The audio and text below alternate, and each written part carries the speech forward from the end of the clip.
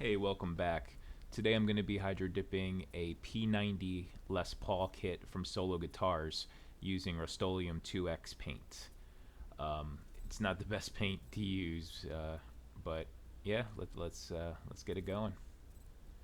So I have a bucket sitting on my deck. It's about 75 degrees outside right now. I got my paint. I'm going to be using whites and what do they call this? Some sort of like teal blue color. Um, so right away you can see the white isn't really doing well in the water. It's okay, but I can tell this is going to be clumpy already. So it's not that big of a deal. It's just going to mean a little bit of extra work. I'm going to take turns spraying them, trying to get rings created, and then we're going to swirl that together to create the patterns. You can hit a couple little shots in there just to add a little flair. You can see it coming back together. Kind of has a cool look. Not really any crazy science here. Just want to make sure you get enough paint in to cover the entire guitar.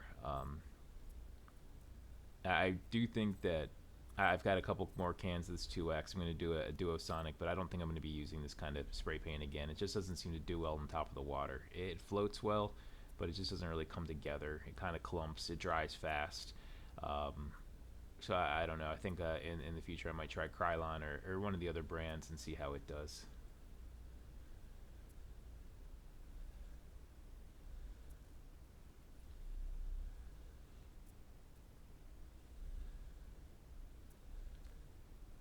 All right. Now I'm going to take a toothpick and the whole thing hardened over. So I just try to get the clumps onto the side there, and I'm gonna just add a little bit more paint quickly here to try to make sure the entire guitar can get covered. So I'm saying it's just drying too fast and it's just clumping too much. It's not spraying smoothly. I can't quite get the direction or the spacing right between the can and the water. I don't know if it's because these cans have sat in the garage through winter or what, but not having great luck here. So we'll do a couple more and then we'll get the guitar in. Usually I put the guitar on a bolt-on neck, but because this is an LP kit with a set-in neck, I'm going to have to hold it too. So I've got my gloves on. Always a good idea anyway when you're using spray paint, but we're going to be getting some paint on our hands and arms here. There we go. Get the toothpick out again.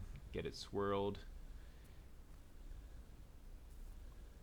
And it's okay. I have the guitar primed white, so you know if there are breaks, it shouldn't be a big deal in the paint.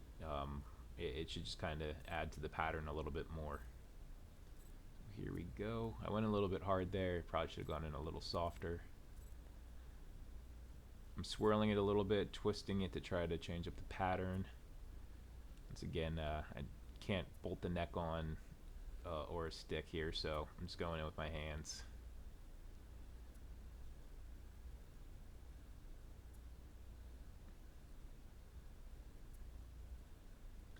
I'm going to knock away all the paint, knock it to the sides so I don't get any dry clumps on the way up. Alright, let's see. There you go. It turned out pretty well. I'm pretty happy with that. It's definitely clumpy. There's a little bit of water trapped under the paint in a couple of places. Got to shake it all off. But not bad. I do like the pattern. I think it's a really cool pattern. I do like the colors too. So here it is. I've let it dry for a couple of minutes. You can see big clumps, unevenness, exactly what I expected from spray paint. You know, it's got a couple spots that are really bad, but not that big of a deal, honestly. And that's because we're gonna use a like triple thick glaze here, and it should be thick enough where you can put a base layer down and then sand and get it smooth. So the sides, the same thing. It's got some bumpiness in it, but I do like the pattern on the sides a lot. And I think the back came out pretty well too. So you can see some big clumps there.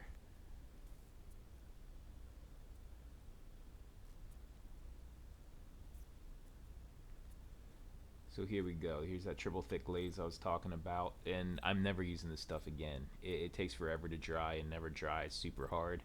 It did the trick for this, so I sprayed a couple like thin layers to start, and then went back and did some heavier, a few minutes apart, and then let it sit a few hours apart, I should say, and then let it sit for like a week to cure. And it really didn't cure. It was still soft. It still didn't offer great protection.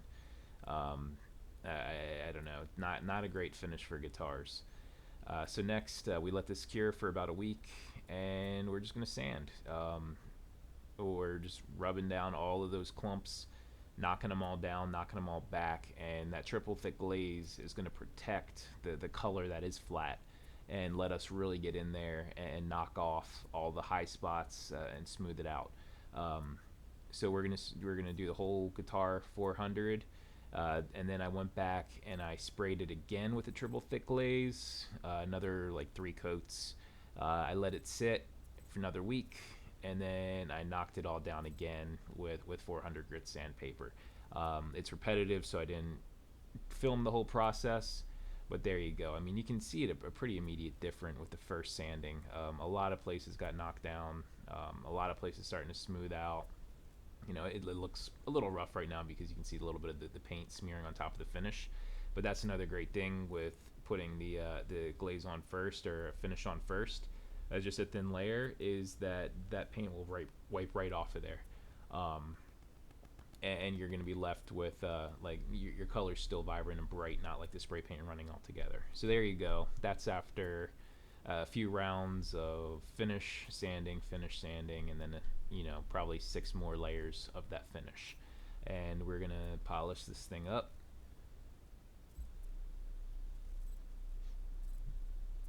No real magic here, just using my random orbital sander. Scratch remover at first, just you know, make it look a little nicer. It's a little bit more cured at this point. It's definitely good enough to be polished. This was after 2 weeks for the final cure. Maybe I should have done a month, you know, but even now it's been about a month and the guitar still isn't fully hard. You know, it's not like a guitar finish. So stay away from that triple thick glaze stuff. Use polyurethane, use nitro lacquer. You'll get a better finish there. Something, I mean, use lacquer really, because it'll melt into each other. You won't have to worry about witness lines. That's probably the best thing to use for this. That's definitely a lesson learned for me. I'll be doing that in the future. But you can tell though that the sanding did work, and the glaze did its job. You know, as far as the sanding it down goes to make it all smooth. You don't see those big clumps anymore. You don't see any areas that are super raised. It's pretty smooth. I'm really happy with the way that the colors came out and the spray paint came out. For something that came out of the bucket so rough, it's looking pretty good.